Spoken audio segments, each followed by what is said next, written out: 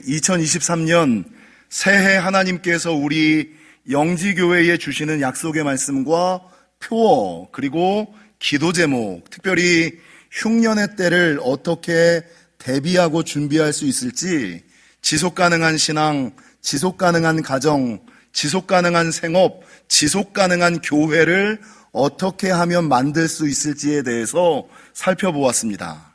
그리고 오늘부터는 다시 예전에 하던 대로 이야기 강해 설교, 성경 이야기를 이어가려고 합니다. 여러분 몇 달 좀 쉬었으니까 이야기 강해 설교라는 것이 무엇일까?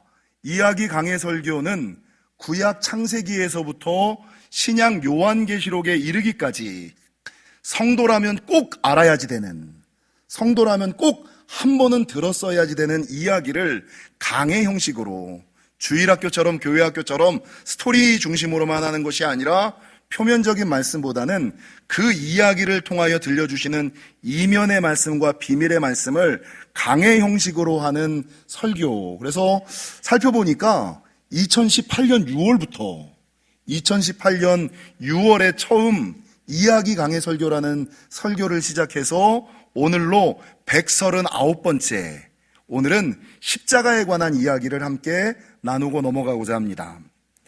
여러분, 십자가는 원래 로마 제국의 사형틀로 쓰이던 거, 그러니까 로마가 극악한 죄인을 죽일 때 사용하던 사형 집행 방식, 사형틀로 쓰이던 것인데, 예수님께서 십자가에 달려 죽으신 이후부터는 이 십자가라는 것이 죽음, 고난, 죄 이런 것들을 상징하는 것이 아니라 예수님의 죽음으로 말미암아서는 이것이 희생과 헌신 그리고 부활과 생명을 상징하는 것으로 완전히 바뀌어 버렸어요. 여러분, 왜냐하면 예수님께서 십자가를 지시게 된 이유와 방법, 그로 말미암는 능력이 알고 보니까 이 십자가에 어마어마하게 담겨 있더라는 것이죠. 여러분, 왜 예수님께서 십자가를 지셨습니까? 예수님이 십자가를 지신 이유가 뭘까? 예수님이 왜 굳이 신의 아들임에도 불구하고 여러 가지 다른 방법이 있었을 것임에도 불구하고 십자가를 지셨을까?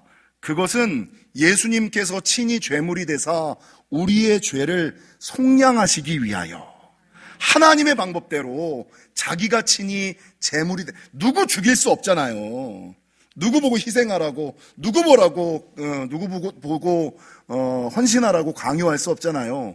친히 제물이 되사 인류의 죄를 속량하시기 위하여 십자가를 지셨고, 여러분, 우리가 지금 일반적으로 생각할 때는 십자가에 대한 이야기를 너무나 많이 들어서 어머, 십자가, 나도 십자가 지지, 이렇게 자기가 지고 있는 십자가를 당시에 예수님이 지셨던 십자가와 비슷할 거라고 생각하는 사람들이 많은데, 여러분, 예수님께서 지셨던 십자가가 무엇입니까? 말씀드린 대로 십자가는 로마의 사형틀이자 로마의 사형 방법으로 죄인을 채찍과 몽둥이로 많이 때린 후 십자가에 달려 죽을 때까지 말리는 거. 십자가에 달아서요, 죽을 때까지 말려 죽이는 사형 제도 가운데 가장 심한 사형 제도. 실제적으로 예수님께서는 몽둥이와 채찍에 많이 맞으셨는데, 이 채찍의 끝에는 뼈 조각과 새 조각이 달려 있었고요. 그러니까 그냥 채찍, 가죽 채찍으로 이렇게 맞는 게 아니라 가죽 채찍 끝에 달려 있던 쇠 조각과 뼈 조각에 살점이 뜯기시는, 그렇게 몽둥이와 채찍으로 많이 맞으셨을 뿐만 아니라 머리에는 가시관, 온 몸은 벗김을 당하시고 수많은 사람들에게 모욕과 수모를 당하시고 조롱을 당하셨을 뿐만 아니라 아시는 것처럼 18cm 정도가 되는 못에 양팔과 다리가 박혀 십자가에서 몇 시간을 계셨냐면 6시간을 계셨어요. 사실은 이 십자가형은 조금 더 하루 이틀 이렇게 지날 때까지, 피가 몸에서 다 빠져나올 때까지, 완전히 실신하여 죽을 때까지 버텨야 되는데, 그 다음 날이 안식일이라 이 로마 군인들이 예수님의 옆구리를 창으로 찌르잖아요. 그래서 이 물과 피를 쏟으시면서 좀 고통을 6시간밖에 안 당하신 거예요. 사실은 더 깊은, 더 많은 고통을 당하셔야지 되는데, 이 예수님께서는 십자가에 달려 6시간 동안 아픔을 당하셨다. 근데 이런 예수님이 당하셨던 십자가의 아픔을 신학자들은 그거는 육체적인 고통에 지나지 않아. 예수님이 당하셨던 고통은 여러분 채찍에 맞고 몽둥이에 맞고 가시면류관을 쓰고 못이 박히고 십자가에 달리는 것은 육체적인 고통에 지나지 않아. 정말 예수님이 견디기 힘드셨을 고통이 두 가지가 있는데, 첫 번째가 육체적인 고통, 채찍에 맞고 몽둥이에 맞고 못에 박히고 십자가에 달리는 건 육체적 고통이잖아요. 두 번째가 뭐냐면 정신적인 고통. 사랑하는 사람들 앞에서 내가 믿었던 사람들 앞에서, 내가 따랐던 사람들 앞에서 수모와 모욕과 조롱을 당하는, 벌거벗김을 당하여 내 살다 보면 자기의 약점을 노출하고 싶지 않은 사람들이 있잖아요. 근데 이게 내 의사대로 되지 않는 거야. 내 약점을, 내 부끄러움을 노출하고 싶지 않은 사람들 앞에서도 여러분 자기의 약점을 보이며 자기의 연약함을 보이며 당하셨던 이 영적인 고통, 정신적인 고통, 수모와 조롱, 이게 정신적인 고통이었고요. 예수님께서 당하셨을 최고의 고통은 영적인 고통이었을 거예요. 육체적인 고통, 정신적인 고통을 넘어 마지막 영적인 고통. 여러분 신앙생활하다 보면 가끔 내가 잘 믿고 열심히 믿음에도 불구하고 어려움을 당할 때가 있어요. 이게 오해를 받고 모함을 받고 어려움을 당할 때가 있어요. 그러면 모든 사람들이 참다 사람들에게는 하소연을 하지 못하지만 하나님에게는 뭐라고 하소연을 하냐면, 하나님 왜 내가 이 고난을 당해야 됩니까? 하나님 왜 내가 이런 수모를 당해야 됩니까? 나 잘 믿지 않았어요. 잘 다니지 않았어요. 열심히 믿었잖아요. 근데 왜 내가 이 고난을, 이 수모를, 이 조롱을 당해야 합니까? 라고 하나님께 말할 때가 막 부르짖어 외치며 이야기하고 싶을 때가 있어요. 근데 여러분 이렇게 부르짖을 때 하나님이 응답해 주시면 참 고맙고 오히려 간증거리가 될 텐데, 오늘 예수님께서도 겟세마네 동산에서 하나님 할 수만 있으면 이 잔이 내게 넘어갈 수 있게 하여 주옵소서 막 그랬는데, 우리 하나님은 왜 그런지 그럴 때일수록 뭐 하세요? 침묵하시는 거예요. 여러분 침묵하시는 하나님을 경험해 보셨습니까? 침묵하시는 하나님을 경험해 보면 하루 이틀 3일 30일 40일을 참아도 이제는 한마디쯤 해주셔야 되는데 여전히 침묵하시고 아무런 말씀을 하시지 않는 하나님을 보면 이 안에서 열불을 넘어 천불이 나지요. 그러면서 맨 처음에는 하나님 왜 내가 이런 고난과 수모를 당해야 합니까? 라고 이야기를 하다가 그 다음에는 하나님을 향하여 뭐라고 이야기를 하냐면, 하나님 왜 지금 나에게 역사하여 주시지 않습니까? 응답하여 주시지 않습니까? 하나님 살아는 계시는 겁니까? 이게 모든 사람들이 겪는. 여러분 예수님도 동일하셨어요. 예수님도 내가 하나님을 위하여 이 땅에 와서 친히 하나님의 방법대로 십자가를 지고 죽어가는데 왜 하나님 응답하지 않으십니까? 왜 하나님 역사하지 않으십니까? 아니 하나님께서 내가 이렇게 힘들고 어려울 때 예수야 내가 여기 있다, 좀만 참어, 나는 너 알아, 이렇게 한마디만 해줬으면 십자가의 고난을 참을 만한데, 견딜 만한데, 이길 만한데, 우리 하나님은 예전에는 그렇게 음성을 잘 들려주시던 그 하나님께서 십자가 앞에서는 철저하게 침묵을 하고 계시거든요. 그러니까 이 예수님이 당하셨을 고통은 영적인 고통인데, 이 영적인 고통 중에 한 가지는 뭐냐? 하나님으로부터의 단절. 내가 하나님으로부터 끊어졌나? 내가 하나님으로부터 멀어졌나? 라고 생각하는, 여러분 이 영적인 단절과 조금 더 넘어가면 어떤 생각이 드냐면 버림받음. 내가 하나님에게서 끊어졌을 뿐만 아니라 내가 하나님께 버림받았나? 토사구 팽 당했나? 이 생각이. 그래서 여러분 예수님께서 십자가에 달려 하셨던 마지막 말씀 가운데 한 가지가 뭐예요? 엘리 엘리 라마 사박다니, 나의 아버지 어찌하여 나를 버리셨나이까. 이 영적인 단절과 버림받음을 느끼는 상황. 그래서 예수님이 당하셨던 고통은 육체적인 고통은 아무것도 아니에요. 그 위에 정신적인 고통이 있었고 그 이후에 영적인 단절과 버림받음이라는 영적인 고난. 근데 이런 육체적인, 정신적인, 영적인 고통을 겪었음에도 불구하고 예수님께서 마지막 하셨던 말씀은 뭐예요? 아버지 주 뜻대로 하옵소서. 그럼에도 불구하고 하나님 버리지 아니하고 줄 놓지 아니하고 어찌하든지 간에 내 상황을 통하여 하나님이 이루고자 하시는 바를 이루어 드리고자, 하나님이 원하시는 대로, 하나님이 바라시는 대로 하나님의 섭리를 이루어 드리고자 맨 마지막 영적인 단절과 버림받음을 느꼈음에도 불구하고 아버지여 뜻대로 하옵소서. 그 죽어가신 거예요.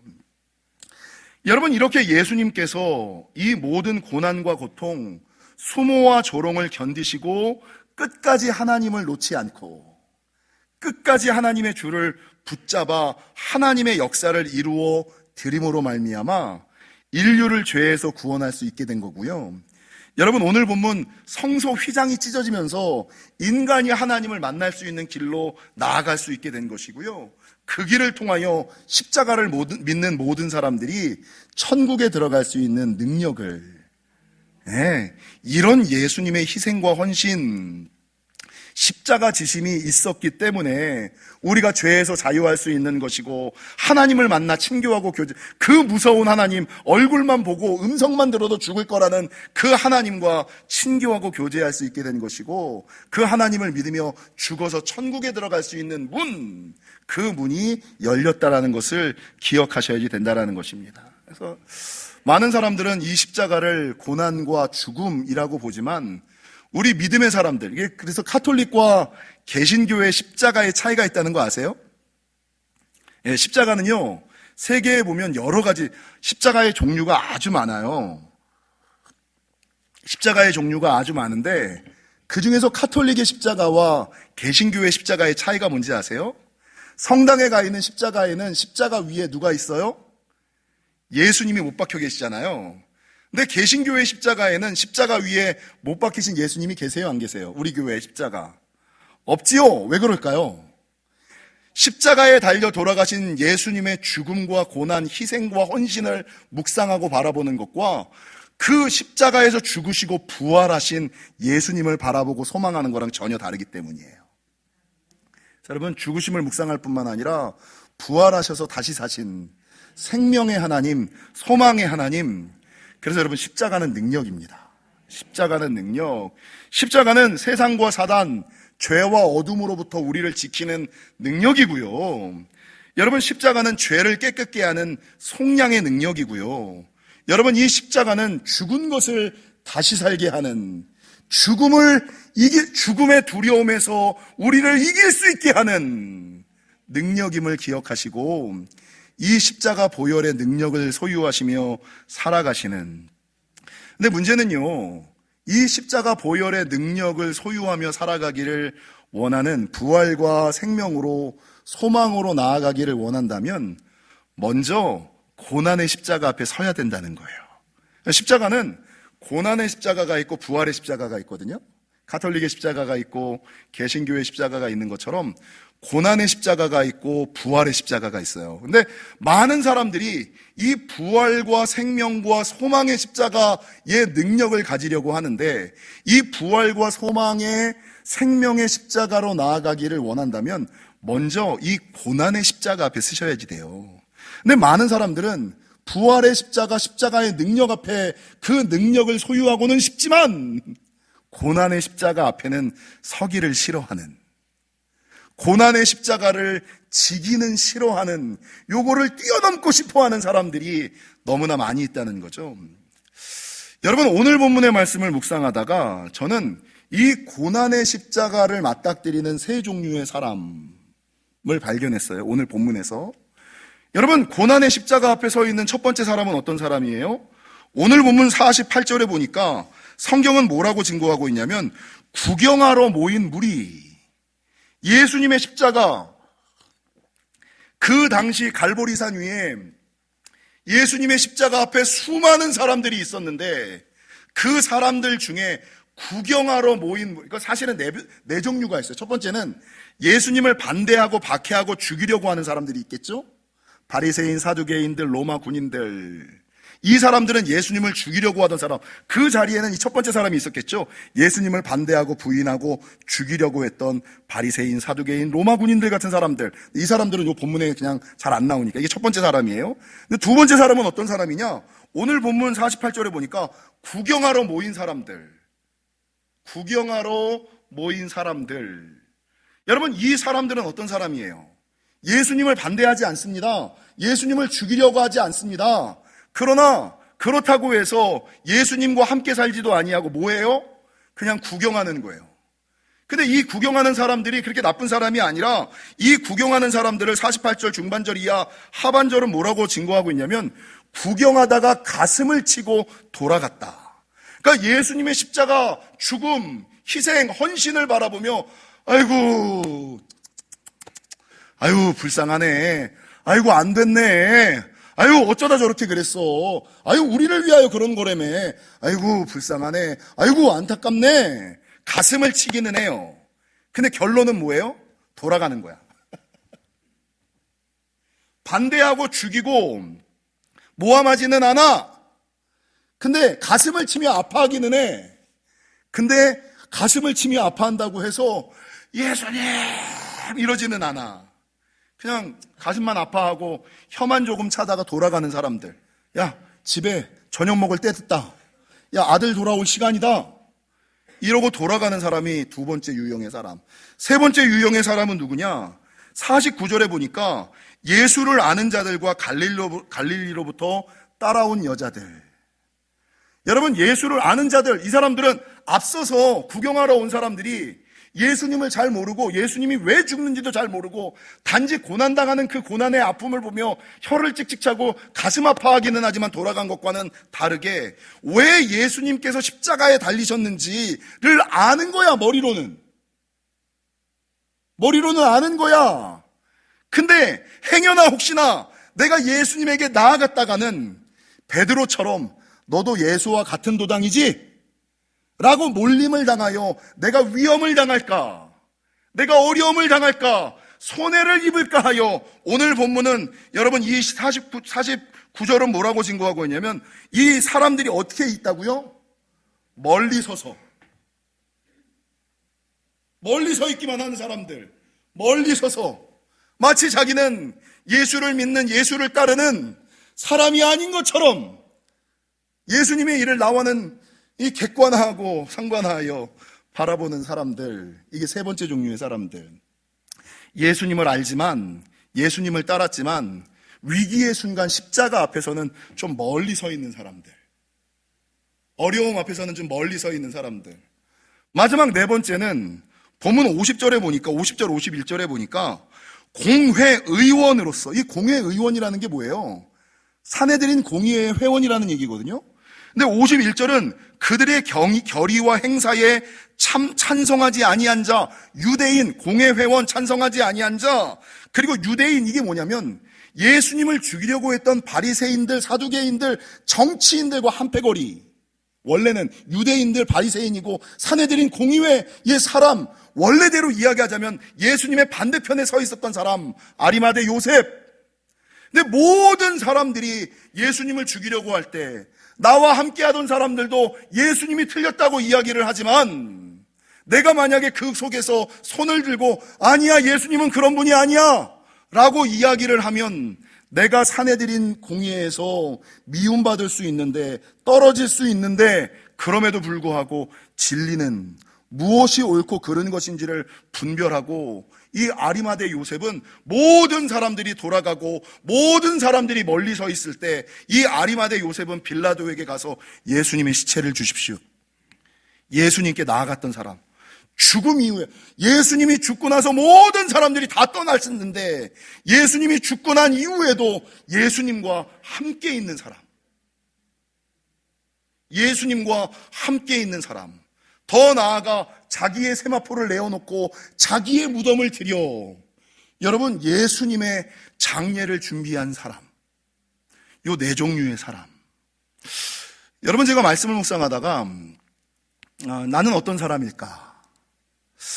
사람이 가지고 있는 시선과 시각, 교회 일에는 세 가지 시선과 시각이 있어요. 그냥 아주 쉽게 얘기하면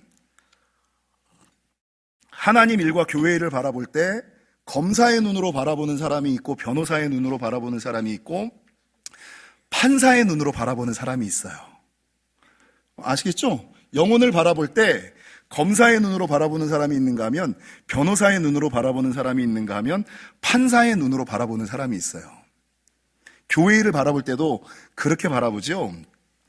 근데 대부분의 성도들은 자기가 평상시 변호인의 눈을 가지고 살아가는 사람이다 라고 생각을 해요. 나는 좋게 보는 사람이야. 나는 부정적으로 삐딱하게 바라보고 죄를 찾고 약점을 찾고 흠을 찾는 사람이 아니라 칭찬할 만한 것들, 좋은 것들을 찾는 변호사의 눈을 가지고 교회를 바라보고 성도를 바라보고 하나님 나라를 바라보는 사람이야 라고 이야기를 하는데, 저도 변호인의 눈을 가지고 살아가는 사람이거든요. 근데 문제는 고난의 십자가 앞에 딱 섰을 때, 시시비비를 가려야 할 때, 옳고 그름을 가려야 할 때, 요때는 성도들이 대부분 끝까지 변호인의 눈을 가지는 것이 아니라 판사의 눈을 가지려고 해요. 판사의 눈은 뭐예요? 중립에 서가지고 검사의 얘기 듣고 변호인 얘기 듣고 무엇이 옳은지, 무엇이 맞는지 이걸 내가 판단해 보겠다. 판단하고 나서 그리고 결정하겠다. 이게 세 번째 얘기했던 멀리 서 있는 사람들. 예수님을 알기는 알아. 3년 예수님을 쫓아다니긴 다녔어. 근데 세상 법정에서 예수님이 유죄를 받았어.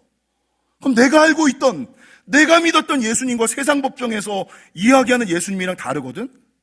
그럼 뭘 선택할까? 예수님 편을 들까? 세상 법정의 편을 들까를 고민하다가 일단 좀 멀리 서서 세상의 소리도 들어보고 예수님의 소리를 들어보고 난 일단은 좀 중립을 지킬게. 판사의 눈으로 돌아서는 사람들. 제가 그런 사람이었어요. 저는 변호인의 눈을, 저는 성도들의 흠과 약점을 보는 사람이 아니거든요, 별로. 항상 좋게 보고 좋은 거 보고 이쁜 거 보려고 노력하는 사람. 근데 무슨 문제, 시시비비를 가리거나 옳고 그름을 가리려고 하는 그 순간에는 제가 변호사의 눈이 아니라 판사의 눈으로 돌더라고요. 왜 그러냐면 제가 50 넘게 계속 중립적이고 중도적인, 제가 나름 책을 읽고 나름 그 철학을 했잖아요. 그러니까 옳고 그름을 분별할 수 있을 것이다라는 자신감이 저에겐 좀 있어요. 그만큼 책을 읽었으니, 그만큼 역사를 살폈으니, 그만큼 심리학을 연구했으니, 그만큼 철학을 하고 그만큼 신학을 했으니 내가 어느 정도 판단할 수 있을 거야 라는 생각에 시시비비를 가리거나 옳고 그름을 가릴 때는 제가 판사의 눈으로 돌더라고요. 그래서 여러분, 저는 재밌는 게 제가 이제 세상에 수많은 유형 검사 테스트들 있잖아요. MBTI도 있고 정치인의 색깔을 테스트하는 것도 있고, 이런 거를 보면 여러분, 우리 애들이나 나를 아는 사람들이 뭐라고 얘기를 하냐면 저는 그런 테스트가 거의 안 맞아요. 제가 얼마 전에 이제 몇 달 전에 우리 딸내미가 MBTI를 한번 해보라 그래서 그냥 MBTI를 해봐. 도대체 요즘 애들이 MBTI를 얼마나 잘 알길래 내 MBTI는 뭔가를 하고서 쭉 했어요. 근데 제 MBTI가 뭐가 나왔냐면 어딨지? 제 MBTI가 INFJ가 나왔어요. 이게 MBTI 중에서 1%만 속하는 게 INFJ래요. 근데 우리 딸내미랑 우리 아들이 아빠가 INFJ라는 것에 놀라는 게 아니라 이 I가 내성적이냐 외향적이냐를 구분하는 기준이라며요. 근데 이 I냐 뭐냐를 구분하는데 제가 100% 내성적인 사람으로 나왔어요. 깜짝 놀라면서 99% 내성적이고 1% 외향적인 사람, 자기가 98%까지는 보고 90% 80% 내성적인 사람까지는 봤는데 어떻게 아빠는 100% 내성적인 사람이야? 100% 내성적이고 100% 소심한 사람이 아빠처럼 살아? 사람들 앞에서 설교를 해? 이거 아빠 진짜 힘들겠다. 여러분, 예전에 어느 페이스북에서 자기의 정치 색깔을 알아보는 문항이 한 50문항이 60문항이 있었어요. 심심해서 제가 해봤어요. 정도환 목사의 정치 성향은 뭘까요? 우파예요? 좌파예요? 빨강이에요? 파랭이에요? 저는 정확하게 50% 나왔습니다. 정확하게 50%. 딱 중간. 그러니까 그걸 검사한 사람이, 야, 이게 우아니면 좌고 아니면 51, 49까지는 내가 봤는데 정확하게 50대 50은 본 적이 없다. 전 정확하게, 여러분 제 평생의 좌우명이 뭔지 아세요? 제가 철학을 했으니까. 제 평생의 좌우명은 중용에 나오는 말로, 중용에 나오는 말이 아니라 주역에 나오는 말로, 중국의 고서 주역에 나오는 말로 종용중도 허심수인이라는 문구가 있어요. 이게 제 평생의 좌우명이에요. 종용중도 허심수인. 종용중도 허심수인이라는 건 뭘 뜻하냐면 중도를 가지고 마음을 비우고 사람을 받으라. 그러니까 사람을 바라볼 때 자기 색깔로 그 사람을 바라보는 것이 아니라 있는 그대로 사람을 바라보고 그 사람을 받아들이고 품고 사랑하고 이해하라. 이게 주역에 있는 말씀 중에 하나, 주역에 있는 말씀은 아니고 주역에 있는 말 중에 하나예요. 그래서 제가 이 말이 너무나 좋아서 제 평생에 절을 하는 사람들은 정도환 목사는 중도, 정도환 목사는 중용의 사람, 이게 이제 있어요. 그러니까 제가 50 넘게 중용, 중도의 길을 걸어가고 이거나 저거나 치우치지 않고 살아갔는데 얼마 전에 하나님께서 그러시더라고요. 야, 너 이 네 종류의 사람 있잖아. 하나님을 반대하고 모함하는 사람, 그냥 구경하러 오고 돌아가는 사람, 예수님을 알기는 아는데 멀리 서 있는 사람. 근데 이 세 번째가 이게 중립적인 사람이거든. 원래는 첫 번째 건 빼고 얘기를 했어야 되니까 이게 중립적인 사람이거든. 근데 네가 스스로 중립이라 그러잖아. 네가 스스로 중도라고 그러잖아. 근데 너 중립이 뭔 줄 알아? 이러시더라고. 그래서 중립이 뭡니까? 그냥 멀리 서서 목사님, 하나님 나는 그냥 이거 보고 시시비비를 가린 다음에 멀리 서서 문제를 좀 파악하고 난 이후에 객관화하고 난 이후에 내가 판단할 거예요. 이거였거든요. 내 나름대로는 문제를 객관화하자. 문제를 객관적으로 분석하자. 이거였거든요. 야, 너 중립이 뭔지 알아? 중립은 저 편은 아니야. 맞죠? 중립은 저쪽 편은 아니잖아. 근데 너 중립은 저 편은 아닌데 내 편도 아닌 사람이야, 임마. 주님이 그러시는 거예요. 이게 무슨 말인지 이해가 가세요? 중립은 저 편은 아니야. 근데 넌 내 편도 아니야. 위기의 순간에 네가 그 옛날 비느하스처럼 레위처럼 학연, 지연, 혈연 다 버리고 넌 내 편에 설 레위와 같은 신앙, 니네 맨날 비느하스 같은 신앙이 되게 해달라고, 레위 같은 신앙이 되게 해달라고, 모두가 다 하나님을 떠나가도 나는 하나님 편에 서겠다고, 나는 하나님 편에 남겠다고 맨날 그러잖아. 근데 재판정에 섰을 때, 고난의 십자가 앞에 섰을 때 너 평상시는 변호인의 눈을 갖고 있다가 이때는 판사의 눈을 갖대. 그럼 네가 볼 때는 멀리 서서 네 스스로는 야, 문제를 객관화하는 거야. 나는 문제를 관망하는 거야. 문제의 추이를 바라보는 거야 라고 너는 그렇게 생각할 수 있겠지만 내 입장에서는, 하나님인 내 입장에서는 너는 저 편은 아니야. 내가 그건 알아. 네가 저쪽 편이 아니라는 건 내가 알아. 근데 너는 내 편도 아니야.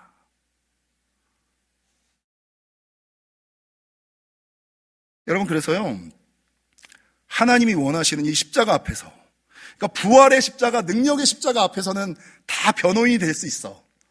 다 변호인의 눈을 가질 수 있어요. 근데 정말 내가 위해를 당하고 나에게 손해가 끼쳐야지 되는, 나도 함께 휩쓸릴지 모르는, 나도 함께 십자가에 달릴지 모르는 그 상황 속에서 내가 어떤 시각을, 어떤 견지를, 어떤 입장을 가지느냐. 그래서 너는 로마 군인이나 바리새인, 사두개인들처럼 나를 반대하고 죽이려고 하는 사람은 아니라는 거 내가 확실히 알지. 요거는 이제 아예 제가 설교에 준비도 안 했던 거예요. 첫 번째, 구경하러 모인 무리들, 그러다 돌아가는 사람. 두 번째, 알지만 멀리 서 있는 사람. 세 번째, 아리마대 요셉과 마리아와 막달라 마리아와 사도 요한처럼. 여러분, 내가 아무리 예수님을 알아도 안다는 거에는 조금 차이가 있어요. 내가 아는 예수님이 십자가에 달려서 피를 흘리고 죽어가고 계셔. 근데 예수님이 나와, 내가 예수님을 알고 3년을 살았지만 그럼에도 불구하고 예수님과의 관계보다 내 안위와 이익이, 이게 가까운 사람들은 그냥 멀리 서 있는 거야, 이렇게. 근데 이때 예수님에게 나아간 사람이 누구냐면 아리마대 요셉, 막달라 마리아, 사도 요한, 이 사람들은 예수님의 십자가에 달려나가서 십자가를 붙든 사람들이거든요. 왜 그랬을까요? 이 사람들에게 예수님은 가족이었어. 내 아들이었어요. 내 가족이었어요. 근데 이 멀리 서 있는 사람들에게 예수님은 가족은 아니야. 그냥 아는 사람이지. 그냥 친한 사람이지. 알던 사람이지. 함께 관계하고 생명을 나눌 사람은 아니야. 이러더라고요. 그래서 제가 50년 넘게 가지고 있던, 이 하나님 영역에 있어서는 중도를 버리자. 중립을 버리자. 나도 평상시에는 내가 변호인의 눈을 가지고 살아가는 사람이라고 얘기했지만 정말 고난의 십자가 앞에서는 나도 멀리 서서 중립을 지키는 사람, 그게 똑똑한 것처럼, 그게 잘난 것처럼 착각하며 살아가던 사람이구나를 묵상하는 시간이었습니다. 사랑하는 성도 여러분, 레위와 비느하스는 세상의 모든 사람들이 세상의 흐름을 따라 다수를 따라 움직일 때, 레위 보세요. 모든 사람들이 아론을 쫓아갈 때, 모든 사람들이 아론을 쫓아가고 금송아지를 따라갈 때 레위만 유일하게 모세 편에 서서 칼을 들었어요. 사람들로부터 네가 어떻게 그럴 수 있어? 너 우리 집하잖아. 우리랑 형제잖아. 여러분, 비느하스를 보세요. 여러분, 이 시딤 광야에서 죄악이 공동체 안으로 들어올 때 모든 사람들은 다 짓는 죄야. 이건 죄도 아니야. 이건 흠도 아니야. 이걸 뭐 굳이 그렇게까지 할 필요가 있어? 라고 이야기하지만 여러분, 공동체 하나님 나라의 세상에 죄가 들어올까 하여 유일하게 창을 들었던 사람은 비느하스밖에 없어요. 그래서 여러분, 레위가 어떤 축복을 받았어요? 저주가 풀리잖아요. 저주가 풀릴 뿐만 아니라 영원히 하나님을 섬기는 제사장 반열에 쓰잖아요. 더 나아가 제사장이라고 하면 영적인 복만을 누리는 사람인 줄 아는데 하나님께서 이 레위 지파에게는 영의 복과 육의 복을 함께 더불어 주셨거든요. 여러분, 비느하스에게는 어떤 축복을 주셨느냐? 네가 영원히 제사장 노릇할 것이다. 영원히 하나님의 관계가 끊어지지 않는, 왜 영원히 끊어지지 않는, 레위도 제사장을 삼고 비느하스도 영원히 하나님과 끊어지지 않는, 그러니까 하나님 편에서는 그 위기의 순간에 하나님 편을 딱 뜨는 그걸 보고 너는 이제부터 평생 내 편이야. 너는 평생 내 편. 너는 영원히 끊어지지 않을 거야. 영원히 끊어지지 않는 제사장의 반열과 네가 사는 모든 날 동안에 평화가 있을 거야. 평화의 축복을 하나님께서 비느하스에게 주시거든요. 사랑하는 성도 여러분, 십자가는 원래 고난이었지만, 고난과 죽음을 의미하고 상징하는 거였지만 예수님의 죽으심으로 말미암아 부활과 생명, 소망의 십자가로 변화되었음을 기억하시고, 부활의 십자가에, 생명의 십자가에, 축복의 십자가에 동참하기 위해서는 여러분, 고난의 십자가 앞에 서야 되고, 고난의 십자가 앞에 섰을 때 구경하다 돌아가는 사람, 알지만 멀리 서는 사람, 죽음과 위험을 무릅쓰고 예수님께 나아와 죽음 이후에도 예수님과 함께하는 사람, 요 세 종류의 사람이 있었음을 기억하시고, 아리마대 요셉과 같이, 예수님의 어머니 마리아와 같이, 사도 요한과 같이 예수님과 함께 살아가시는, 비느하스와 같은, 레위와 같은 믿음과 신앙을 가지고 살아가시는 저와 여러분이 되시기를 주님의 이름으로 간절히 축원합니다.